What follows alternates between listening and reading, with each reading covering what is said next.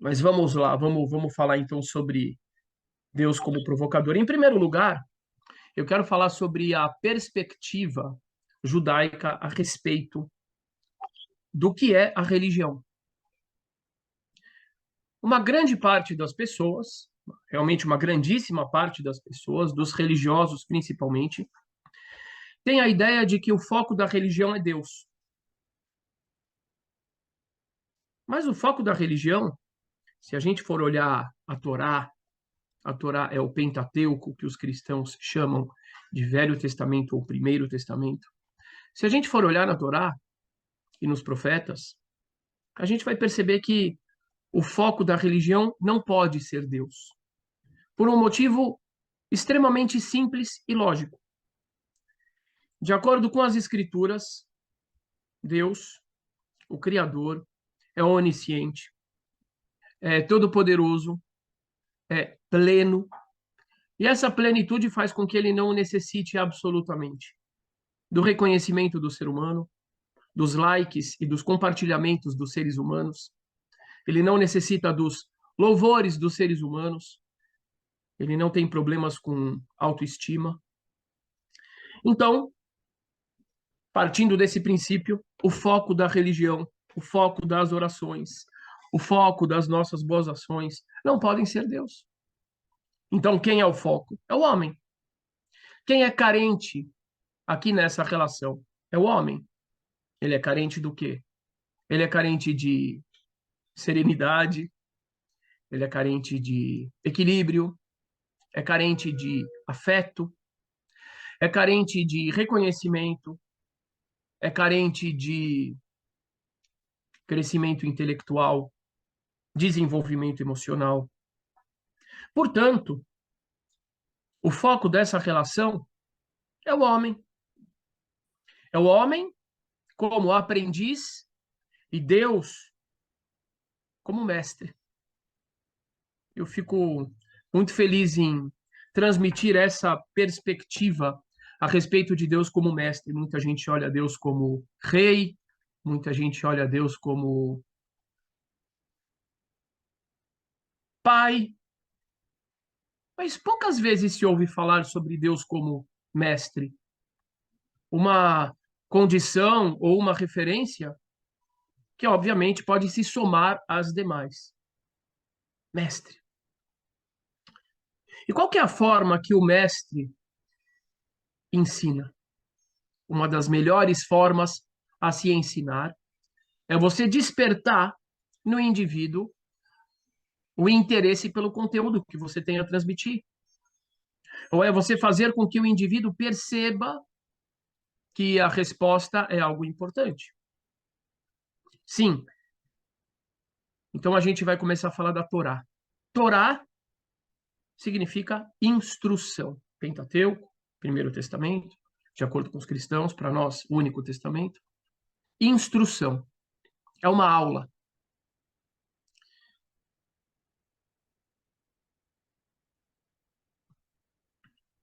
Uma das primeiras perguntas que a gente tem na Torá é surpreendente.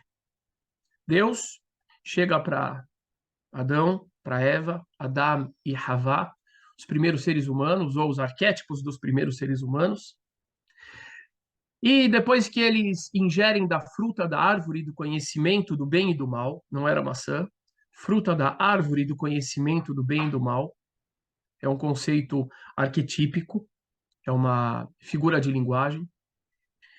Então Deus pergunta para eles: aonde você está? Aonde vocês estão? Ou em hebraico, Ayeka. E essa pergunta, aparentemente, é contraditória àquela condição que a gente falou a respeito de Deus antes, dele ser onisciente e também onipresente. Sendo onisciente e onipresente, por que que ele pergunta aonde vocês estão? De duas uma. Ou ele não é onipresente e onisciente, ou ele está provocando o homem. Ele quer fazer com que o homem reflita sobre aonde ele está. Não só fisicamente, mas conceitualmente. Na próxima geração, dos filhos de Adão e Havá, Caim e Abel, sobre os quais eu quero me prolongar um pouco mais. A gente tem aquela história aparentemente simplória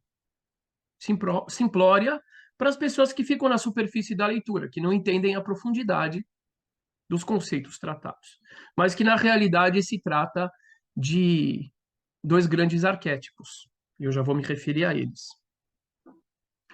A história é muito simples. Caim, que é o primogênito, ele se torna agricultor, e Abel, que é o caçula, mas pouco tempo depois, com certeza, de nascimento, ele se torna pastor.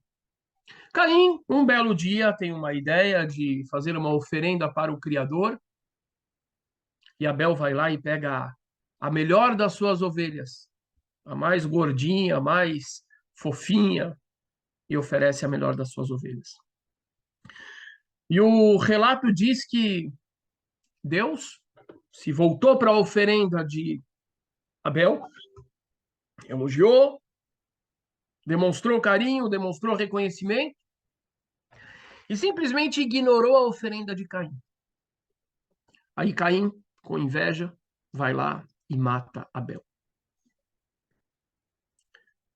Deus não interfere.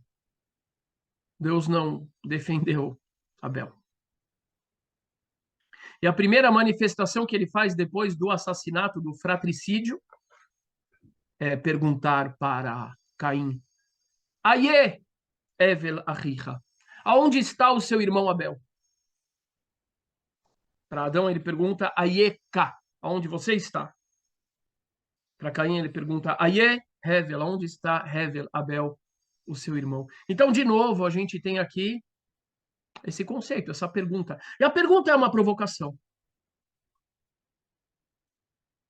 A provocação porque ele quer fazer com que o próprio Caim reflita a respeito.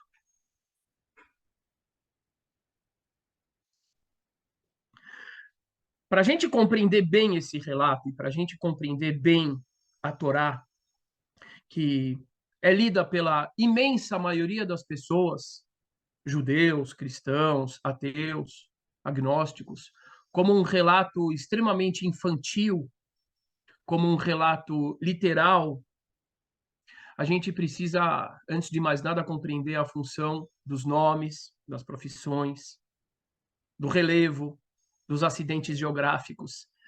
São senhas, são figuras de linguagem que a Torá utiliza para falar de conceitos. Então, vamos começar por Caim e Abel. Quando Eva, Havá, tem o filho dela, Caim, ela chama ele de Caim. Caim é derivado do verbo liknot, hebraico, que significa adquirir, possuir. Porque ela diz, Kaniti ish et Adonai. Eu adquiri um homem com Deus. Então, o nome dele é aquisição. O segundo filho, absolutamente não recebe nenhuma explicação pelo nome, mas o nome dele é conhecido no hebraico. Hevel significa efêmero, passageiro. Vejam que coisa maravilhosa que a gente tem aqui.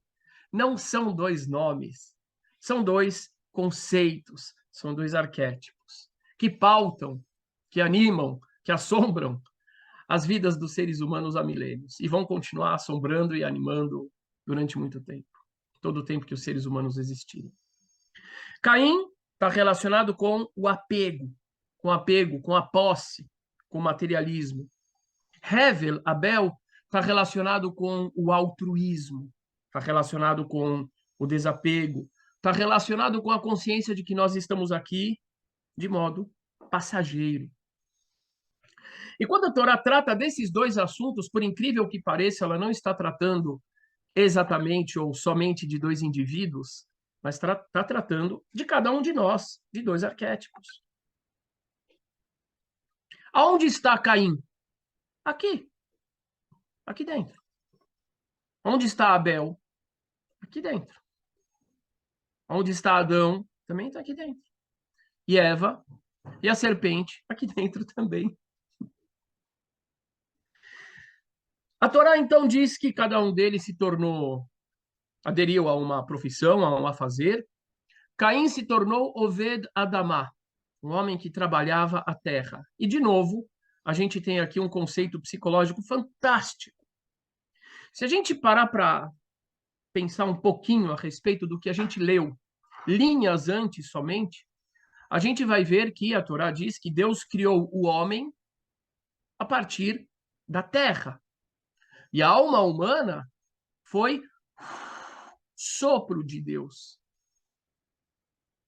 Então, quando a Torá diz que Caim trabalhava a terra, ao mesmo tempo em que ela está fazendo referência a um processo histórico fantástico, que é o processo da Revolução Agrícola, enquanto Abel representa a Revolução Pecuária, a Torá também está dizendo que Caim era devoto da dimensão material.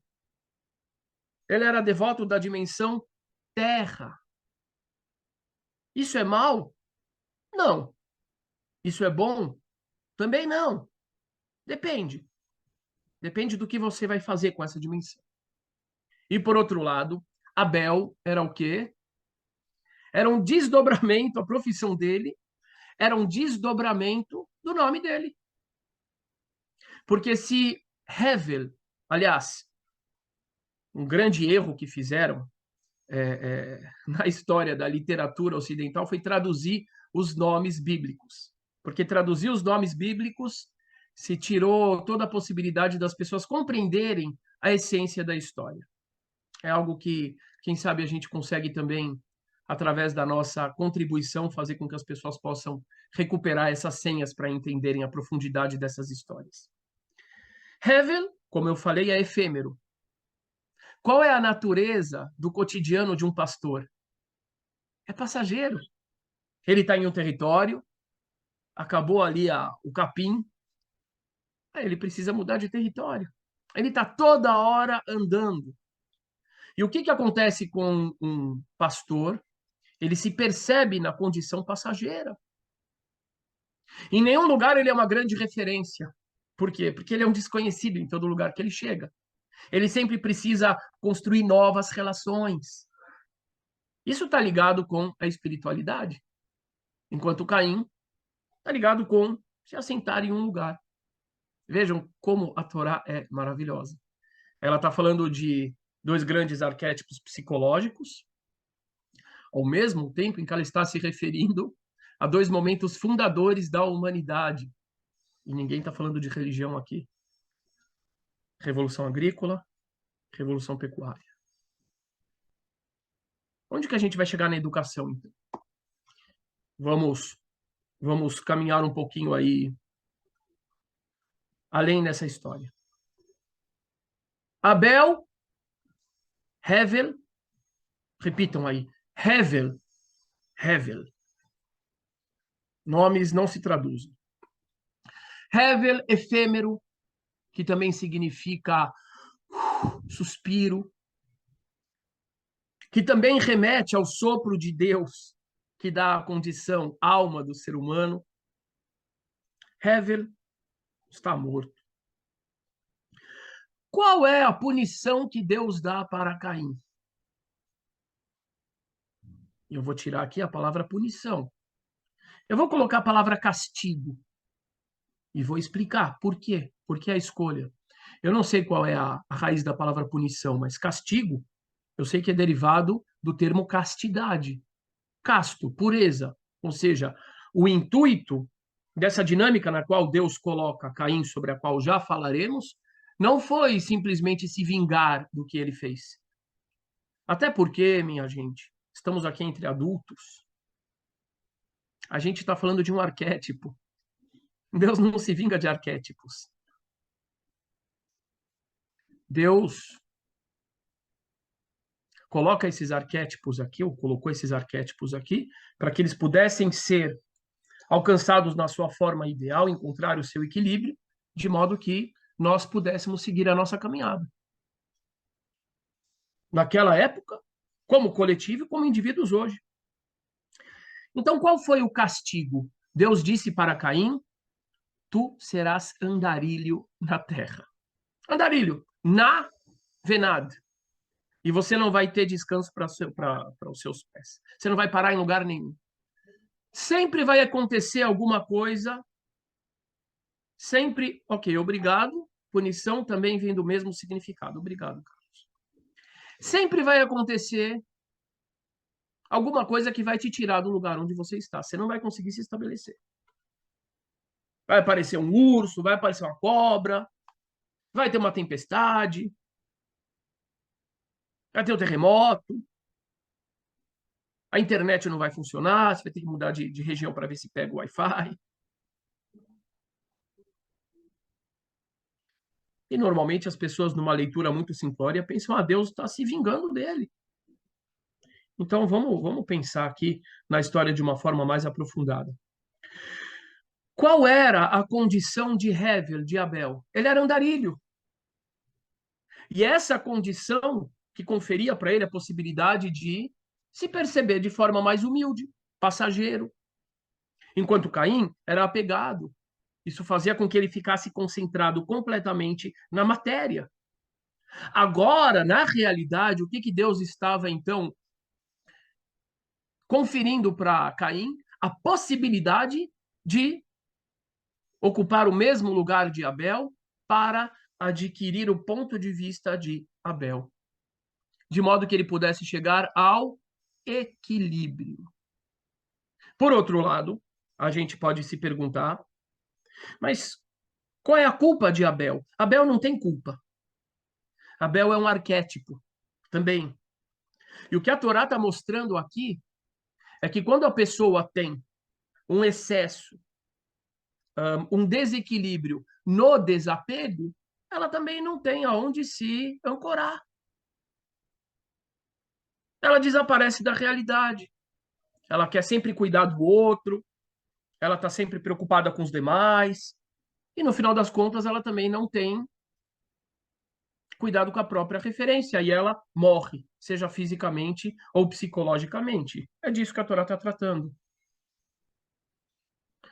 Aí Caim vai andar, andar, andar, andar, andar, até que vai chegar o dia que ele se cansa dessa caminhada toda, e ele chega para Deus e ele fala: chega, não quero mais.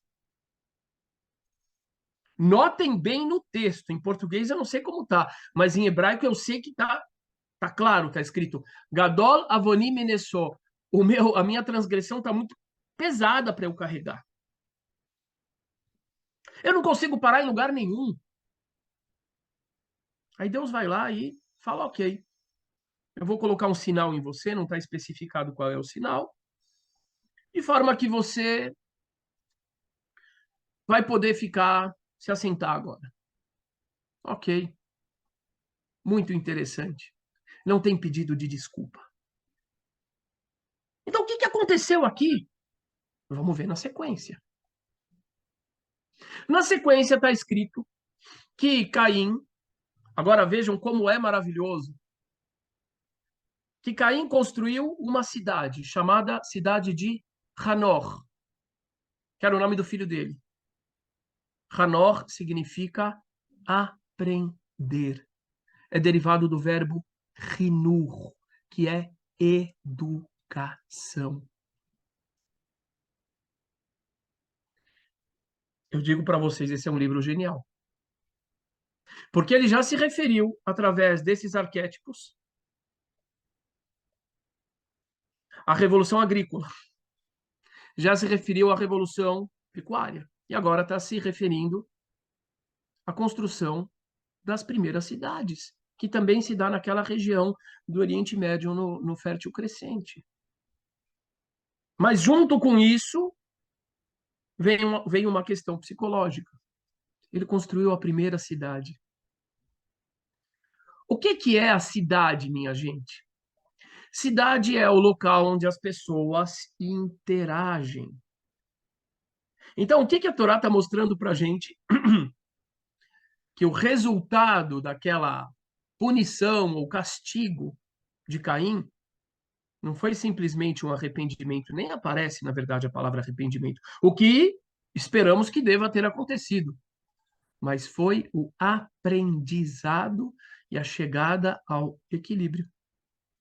Agora, Caim era novamente estacionário. Ele voltou à sua condição original. Só que, ao mesmo tempo, ele é estacionário em uma realidade onde ele não tem um campo, onde o vizinho está 10 alqueires depois dele, mas o vizinho está aqui na parede dele.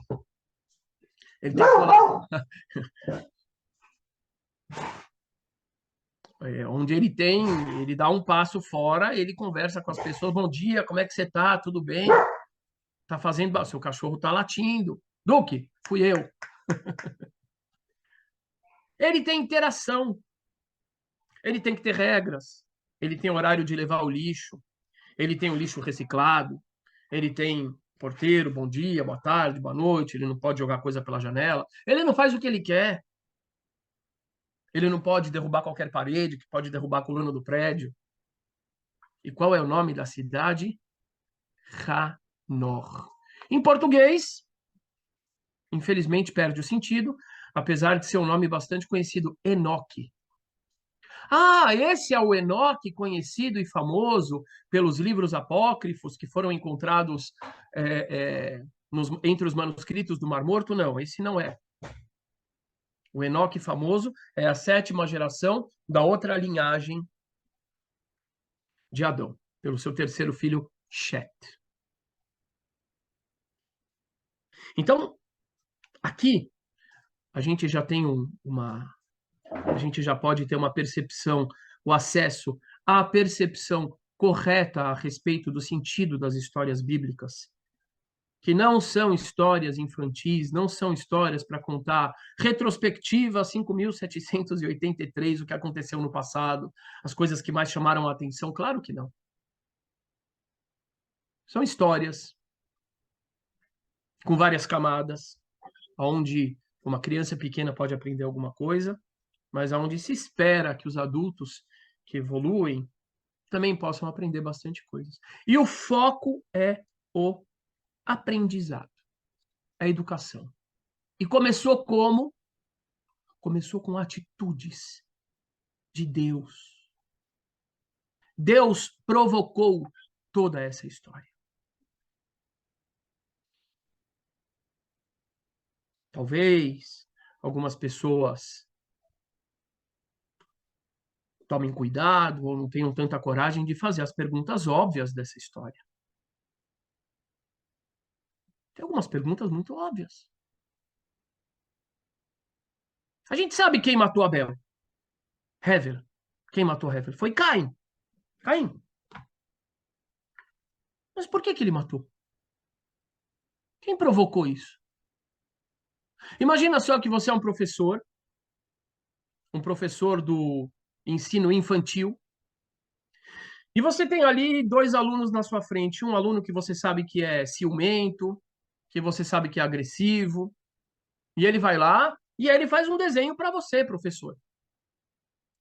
E aí vem um outro aluno que você sabe que é bonzinho, que é mais tímido, talvez, que não sabe se defender. Aí esse outro aluno, ele vê que o primeiro fez um desenho e ele vai lá e imita o primeiro aluno.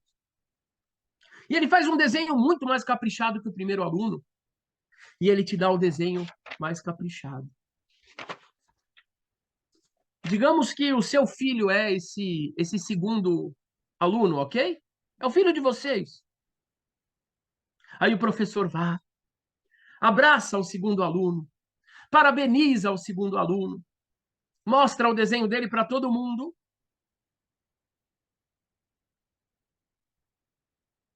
E vira as costas para o primeiro aluno. Meus amigos queridos, deu 10 minutos, é a hora do recreio, eles vão para o gira-gira, eles vão para o balanço. O que vocês acham que vai acontecer? Vocês acham que o primeiro aluno, aquele que é mais ciumento, aquele que é mais vaidoso, ele vai abraçar o segundo e vai falar: parabéns, eu fiquei muito feliz pela sua conquista? Ou ele vai empurrar o amiguinho dele no gira-gira? Eu acho que a segunda possibilidade é bem provável. E se ele empurrar o amiguinho do gira-gira, quem é o responsável por isso? Pergunto para vocês. Escrevam, por favor, eu quero saber aqui. A gente tem aqui o chat. Escrevam, por favor, quem é o responsável por isso? É o aluno de 4 anos? É o aluno de 3 anos que ainda não tem instrumentos necessários para se conter, para compreender, para se colocar no lugar do outro? Muito obrigado, Nadir. Eu concordo com você. Na minha opinião, é o professor. Ah, sendo o professor o responsável, então agora vamos voltar para a história da Torá. Quem era o professor? Deus. Não foi ele que provocou essa situação?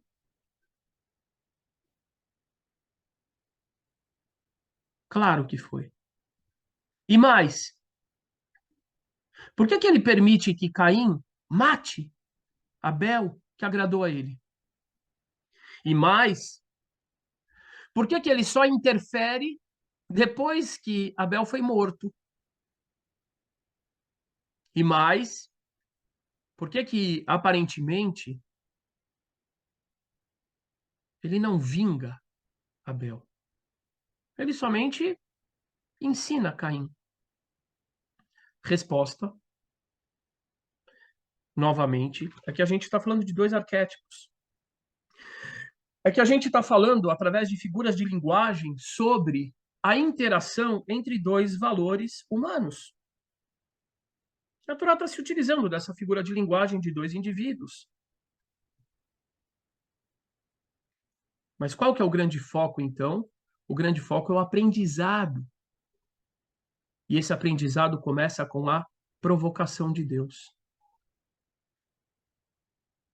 Quem precisava aprender mais aqui? Abel, do ponto de vista espiritual, talvez estivesse mais próximo do ideal. Abel não é o público-alvo de Deus, pelo menos nesse momento. O público-alvo de Deus é Caim. Caim precisa aprender. Quando Deus se vira para Abel e elogia Abel, na realidade os olhos dele estão voltados para Caim. É uma provocação. Ele quer que Caim aprenda. Por isso que Abel vai embora. Mas quem continua na escola é Caim, porque ele era o objetivo de Deus. Por isso que o que Deus espera de Caim, no caso, não é um pedido de desculpas, apesar de que ele sempre é importante e necessário. Mas o que ele espera de Caim é o aprendizado. O que acontece? Maravilhosamente expresso. Na realização dele, que é a cidade, o lugar de interação, o meio termo entre Caim e Abel, é um lugar onde ele se fixa, mas interage com os outros. Toda hora tem que estar em exílio, no sentido de escutar o outro, escutar o barulho do outro, se limitar por causa do outro, ouvir o ponto de vista do outro.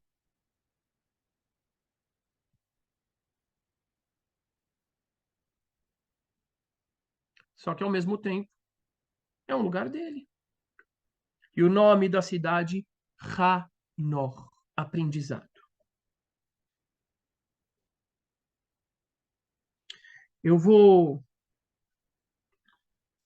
trazer mais um exemplo extremamente importante com o qual eu vou finalizar. As histórias da Torá são cheias de provocações. Provocações de Deus para que o homem cresça, para que o homem se desenvolva. O objetivo da criação, de acordo com o judaísmo, é que Deus, o Criador, ele quis dar a possibilidade para que as almas pudessem se desenvolver.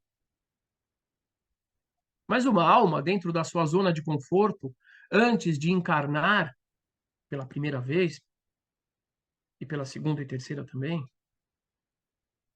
esse, aliás, é o tema do meu próximo livro, se Deus quiser, a encarnação nas Escrituras,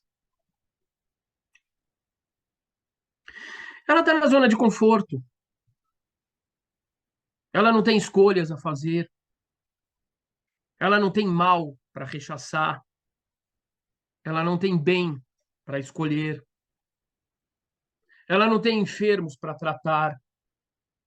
Ela não tem filas para exercer a paciência. Nada. Então, de acordo com a filosofia judaica, Aí você vai ter alguns grandes expoentes do judaísmo, como o Rabino Chaim Moshe Luzzatto, do século XVIII, o Rabino Yosef Karo, do século XVI, que vão trazer essas ideias. Deus fez a criação para permitir com que as almas se desenvolvessem. O que significa o homem ser projetado a projeção e semelhança de Deus? A Torá diz que Deus não tem imagem. A Torá diz nos 10 mandamentos, não façam imagem, porque vocês não viram imagem nenhuma. O que é projeção e semelhança de Deus? Selo não é imagem, é projeção. É a capacidade de exercermos a divindade. Como é que uma alma pode exercer a divindade se nenhuma outra alma precisa dela? Aqui a gente pode exercer a divindade como? Curando. Mas quem cura é Deus, é verdade. Mas, de acordo com essa perspectiva, Deus dá a possibilidade para o ser humano de curar o seu próximo. Para quê? Para que ele possa exercer a divindade. Isso é realizar a imagem, perdão, a projeção e semelhança de Deus. Quando um ser humano pode ajudar o outro ser humano carente, necessitado, ele está exercendo a divindade. Esse é o bem, isso é parte do bem, do grande bem que Deus proporciona às almas. Mas de modo que essas almas tenham chegado a essa consciência de serem agentes positivos do bem através do aprendizado, através da educação,